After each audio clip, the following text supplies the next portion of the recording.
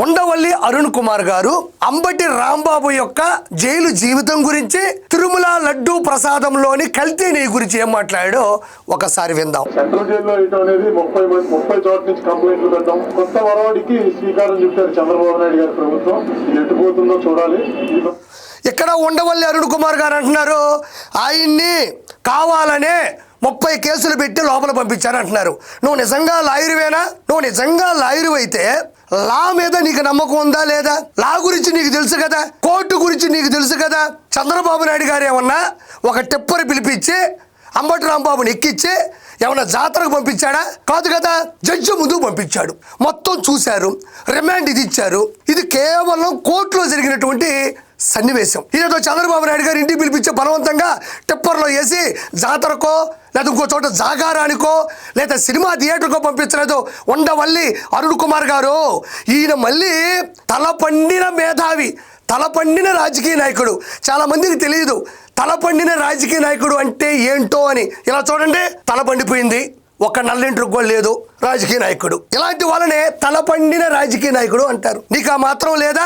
నువ్వు లాయర్గా ఉన్నావు, అనుభవజ్ఞుడైనటువంటి లోక్సభకి వెళ్ళావు, మినిమం సెన్స్ లేదా? కామన్ సెన్స్ లేదా? దేనికోసం ఈరోజు వైఎస్ఆర్సీపీ పార్టీలో ఉండే అంబటి రాంబాబుకి ఎందుకు సపోర్ట్ చేస్తున్నావు నువ్వు? పబ్లిక్గా 4 సార్లు ముఖ్యమంత్రి అయినటువంటి నారా చంద్రబాబు నాయుడు గారిని లంకారంతో అహంకారంతో సంబోధిస్తూ మాట్లాడితే దాని మీద కేసు ఫైల్ అయితే రిమాండ్ ఖైదీగా పంపించారు. మరి ఆ రోజుల్లో నారా చంద్రబాబు నాయుడు గారిని అనవసరంగా ఎలాంటి కేసు ఫైల్ అవ్వకపోయినా 52 రోజులు జైల్లో పెట్టి చిత్రహింసలు పెట్టినప్పుడు నీ తల పండిన ఈ తల, నీ తపస్సు, నీ మేధస్సు ఏమైపోయింది? ఆ రోజు చాదస్తం ఏమన్నా వచ్చిందా? లేకపోతే డబ్బులకి ఏమన్నా అమ్ముడిపోయినావా? ఆ రోజు ఎందుకు నువ్వు మాట్లాడలేదు అని ఈ రోజు నేను అడుగుతున్నా.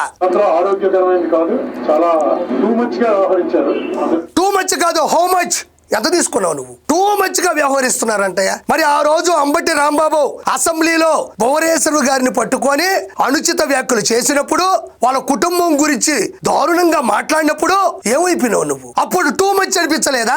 అంబటి రాంబాబు అల్లుడు బయటకు వచ్చి మా మామ మంచివాడు కాదు, మా మామకు ఓట్లు వేయకండి, మా మామని గెలిపించకండి, చిల్లర చేష్టాలు చేస్తాడు మా మామ అని సొంతం పిల్లనిచ్చినటువంటి అల్లుడే బయటకు వస్తే అది సరిపోలా నీకు?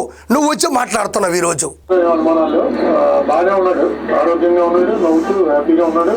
బా ఏదో జైల్లో పెట్టినప్పుడు భగత్ సింగ్ గారి గురించో పొట్టి శ్రీరాములు గారి గురించో దేశానికి సేవ చేస్తూ బ్రిటిష్ వాళ్ళకి వ్యతిరేకంగా మాట్లాడుతుంటే వాళ్ళు అనవసరంగా జైల్లో పెడితే మనకు నచ్చిన మనం మెచ్చిన దేశ సేవ నాయకులు ఎలా ఉన్నారు అని ఎవరో ఒకరు తొంగి చూస్తే అది బయటకు చెప్తే ప్రజలు చప్పట్లు కొట్టేవాళ్ళు. మన నాయకుడు మన దేశం కోసం పోరాడుతున్నటువంటి స్వాతంత్ర్య సమర యోధుడు ఆడ నవ్వుతున్నాడంట, తింటున్నాడంట.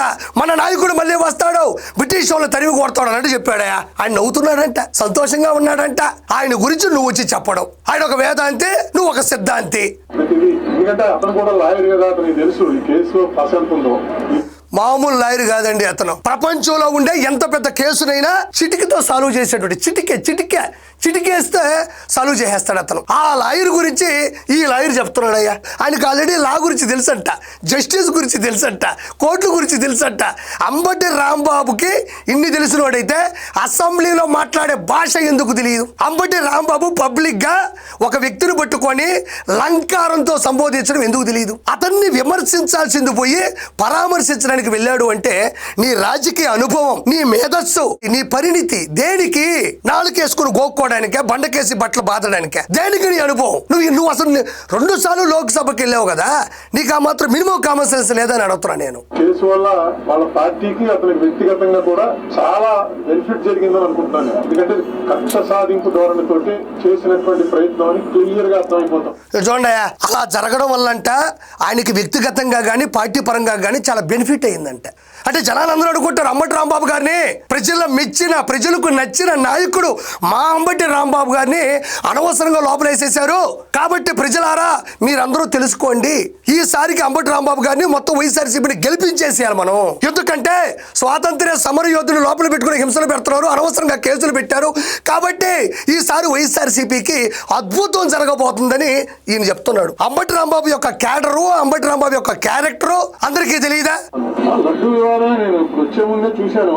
మొన్న చంద్రబాబు నాయుడు గారు అడుగుతున్నారు, ఎవరు చెప్పాడు మీకు కొవ్వు, పంది కొవ్వు, గుడ్డు కొవ్వు ఇవి లేవని ఎవరు చెప్పారు మీకు అని ఒక మీ విలేకరు మీద ఆయన కొంచెం రైజ్ అయ్యి మాట్లాడారు. ఎవరు చెప్పారు, ఎక్కడ చెప్పారు, నీకు కళ వచ్చిందా అని అన్నారు కదా. 20వ పేజీలో ఏమో ఎంత క్లియర్ గా ఉంటే నీకు ఇది ఒకసారి చూడండి. ఎందుచేత చంద్రబాబు నాయుడు గారికి వాళ్ళు ఇచ్చే ఫీడింగ్ సరిగ్గా ఇవ్వలేదో నాకు అర్థం లేదు. ఒకసారి చూడండి. ఫీడింగ్ సరిగ్గా ఇవ్వలేదో నాకు అర్థం లేదు. 20వ పేజీలో ఏమో ఎంత క్లియర్ గా ఉంటే నీకు ఈ 2 కలద్దాలు సరిపోయేటట్టు లేవు. రోడ్డు మీద వెళ్తా ఉంటాయి కదా, ఒక 2 లారీలు 3 బైకులు 6 కార్లు ఆపు, ఆ అద్దాలు పెరుక్కో, అవి వేసుకో, అప్పుడు క్లియర్గా అర్థం అవుతుంది నీకు. ఇందుచేత చంద్రబాబు నాయుడు గారికి వాళ్ళు ఇచ్చే ఫీడింగ్ సరిగ్గా ఇవ్వలేదో నాకు అర్థం లేదు. The absence of cholesterol in the samples also suggest that the chances for presence of టాలో, lot and fish oil are very low. లేవు అని ఎప్పుడు ఎవరు, వెరీ లో అంటే లేనట్టే లెక్క. దీంట్లో లో ఫ్యాట్ అంటే నో ఫ్యాట్ అంటండి. లో ఫ్యాట్ అంటే నో ఫ్యాట్, లేనట్టేనంట. ఇంకోసారి వినండి. Are very low. లేవు అని ఎప్పుడు ఎవరు, వెరీ లో అంటే లేనట్టే లెక్క. 11 వస్తే 11 ఇస్తే ప్రతిపక్ష హోదా లేనట్టే లెక్క. అది ఎందుకు చెప్పలేదు నువ్వు జగన్మోహన్ రెడ్డికి? నువ్వు లాయరు కదా, రాజ్యాంగం గురించి, సెక్షన్ల గురించి రాజకీయ అనుభవం కదా, తల పండిపోయింది కదా, నువ్వు ఎందుకు చెప్పట్లేదు? జగన్మోహన్ రెడ్డి, మనకి 18 సీట్లు ఉండాలి కానీ 11 సీట్లు ఇస్తే మనకు ప్రతిపక్ష హోదా రాదు. నువ్వు శాసనసభ్యుడిగా అసెంబ్లీలోకి అడుగుపెట్టి నీకు అవకాశం ఇచ్చినప్పుడు, మైండ్ ఇచ్చినప్పుడు నువ్వు అనుకున్నది మాట్లాడాలి అని నువ్వు ఎందుకు చెప్పలేకపోతున్నావు? నీ జ్ఞానం ఏమైంది? నీ అనుభవం ఏమైంది? నీ తెలివితేటలు ఏమైంది? ఇక్కడ లో ఫ్యాట్ అంటే తక్కువ ఫ్యాట్ ఉంటే నో ఫ్యాట్ అంటే లో ఫ్యాట్ అంటే తక్కువగా ఉంది అని అంటున్నావు. తక్కువగా ఉన్నా ఎక్కువగా ఉన్నా ఉంది అని అంటున్నావు కదా. మరి ఉంది, అది ఉంది, అది ఎందుకు ఉండాలి? అది ఎందుకు కలవాలి? అలా ఉంది అంటే ఉన్నట్టే కదా, లేనట్టు ఎలా అవుతుంది? లో ఫ్యాట్ అంటే తక్కువ ఉంది, అది నో ఫ్యాట్ ఎందుకు అవుతుంది?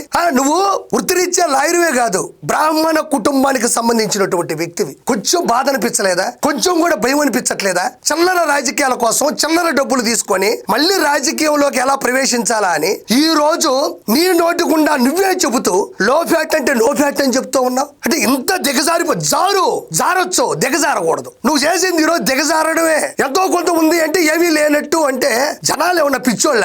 జనాలకి తెలియదా? అంటే ఎందుకు ఇలా మాట్లాడాల్సి వస్తుంది? వాళ్ళు సేవ్ చేయాలా, లేకపోతే వాళ్ళు సేవ్ చేయాలా, వాళ్ళని ప్రొటెక్ట్ చేయాలా? నిజంగా చెప్తున్నా ఇక్కడ చూడండి, ఈ తనంతా చూడండి. నాకు మీకేం వైరం లేదు, నేను మీకన్నా చాలా చిన్నవాడిని. మీ రాజకీయ అనుభవం వేరు, ఈ రోజుతో పోయింది ఆ రాజకీయ అనుభవం. ఈ రోజుతో నీ జీవితం శూన్యం. ఇక్కడ చూడండి, ఈ తనం చూసిన తర్వాత ఎవరైనా ఏమంటారు? తల పండిపోయింది అంటారు. ఈ రోజుతో నీ పాపం పండిపోయింది. గుర్తుపెట్టుకో ఉండవల్లి అరుణ్ కుమార్, ఇది చూస్తే తల పండిపోయింది. ఈ రోజుతో నీ పాపం పండిపోయింది. రానున్న గడియల్లో, రానున్న రోజుల్లో ఆ శ్రీ వెంకటేశుని యొక్క దెబ్బకి నువ్వు అధఃపాతాళానికి వెళ్తావు. గుర్తుపెట్టుకో. Thank you so much. Please subscribe to Leo news for more videos.